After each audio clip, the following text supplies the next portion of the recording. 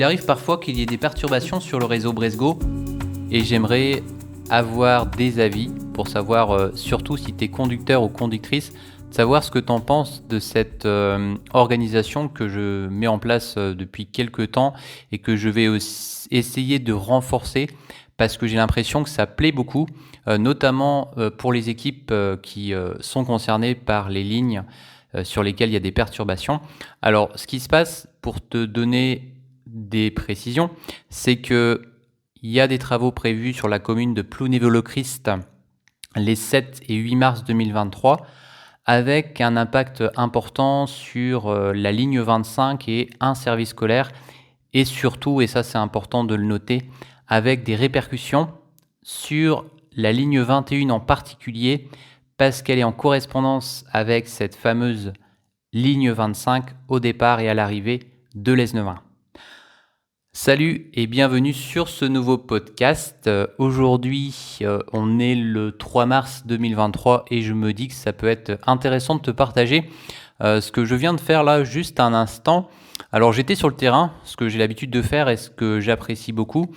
J'ai fait une vidéo pour présenter la déviation qu'on va mettre en place pour vraiment que ça puisse être compréhensible pour les conductrices et les conducteurs. Alors ce que je fais maintenant de plus en plus, et j'essaye de le développer, c'est que je fais une infotrafic classique, c'est-à-dire un fichier PDF avec une cartographie, avec un tracé. Le tracé que je mets au format KML, donc ça c'est un format Google Maps que je vais ensuite mettre sur un drive. Et comme ça, les conductrices et les conducteurs, ils ont accès à cette cartographie s'ils en ont besoin. Et maintenant, en complément, quand il s'agit surtout des travaux assez importants, comme c'est le cas ici, parce que la déviation, elle a un impact temps de plus 6 minutes sur chaque course. Et en plus, il faut que tu saches que quand tu arrives sur l'Esnevin, en général, tu as très peu de marge à certains horaires pour pouvoir repartir après dans la foulée. Donc, concrètement, ça veut dire que le car, s'il est en retard de 6 minutes, ça va être le cas, il va peut-être être aussi en retard de 6 minutes au départ de l'Esnevin, ce qui va générer un retard, pas forcément de 6 multiplié par 2, c'est-à-dire de 12 minutes de retard à l'arrivée sur Roscoff, et toujours pareil en fonction des aléas de circulation, parce que là je ne parle pas de présence par exemple de tracteurs, d'autres travaux sur l'itinéraire, parce que je sais qu'à Quatidrin, il y a des fois des feux tricolores, donc un passage sous forme alternat, donc tu peux aussi perdre du temps. Et donc, depuis quelque temps, je suis en train de tester une nouvelle organisation et j'aimerais savoir ce que tu en penses. C'est que en complément de ce fameux fichier PDF qu'on affiche, qu'on imprime, qu'on affiche dans les différents dépôts et aussi en ligne, ce que je fais maintenant, c'est que je fais des vidéos. Je fais une vidéo de présentation comme tu as dû voir par exemple la vidéo short que j'ai sortie ce même jour en fait, ce vendredi 3 mars. Je la diffuse aujourd'hui. Je vais même en complément sortir une vidéo plus longue parce que ça ne me prend pas beaucoup de temps. C'est une vidéo que je tourne à bord de la voiture qui permet après aux équipes, si tu veux, s'ils le souhaitent évidemment, de pouvoir avoir le parcours de déviation en vidéo. Et c'est ce que j'ai fait puisque j'ai pris la voiture pour faire l'itinéraire de déviation de Plounévez-le-Christ par l'Optimiste, donc ça c'est un restaurant, pour rejoindre ensuite la route départementale, direction Landivisiau, Mingleuse. Mingleuse, on récupère une route départementale pour aller jusqu'à Lannoirenaud. Et tout ce trajet, je l'ai partagé dans une vidéo. Et je trouve que c'est assez marquant parce que ça permet à certaines personnes qui sont très visuelles, comme moi d'ailleurs, je suis très visuel. J'apprends par exemple beaucoup mieux avec des vidéos, avec des images, que simplement avec du texte. Surtout quand il s'agit par exemple d'itinéraires routiers.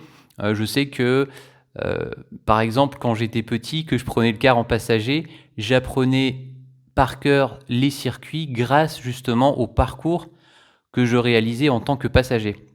Et c'est pareil aussi quand j'ai commencé par exemple à apprendre les circuits au Carbian. Donc ça a commencé, je crois que c'était aux alentours des années 2013. j'ai appris tout simplement en étant passager avec les conductrices et les conducteurs qui faisaient des circuits. Et c'est comme ça, progressivement, en fait, que j'ai ensuite maîtrisé la totalité des services sur ce secteur. Et aujourd'hui, je trouve, tu vois, que la vidéo, c'est facile à faire. Il suffit d'avoir un smartphone.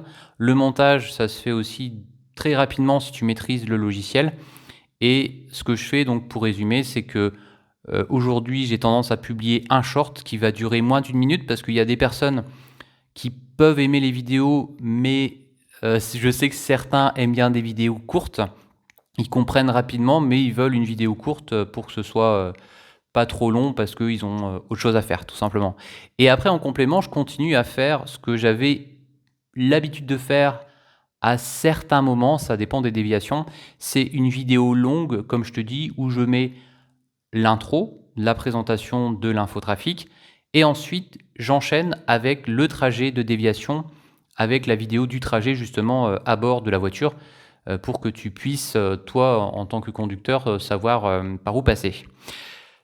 C'était donc, en tout cas, c'est une méthode que j'applique en ce moment, et puis je trouve que ça peut être assez original, tu vois, de développer à chaque fois, si tu veux, que c'est possible, cette méthodologie pour permettre tout simplement aux personnes qui connaissent pas forcément bien le secteur de pouvoir après revenir grâce à la vidéo sur le parcours de déviation.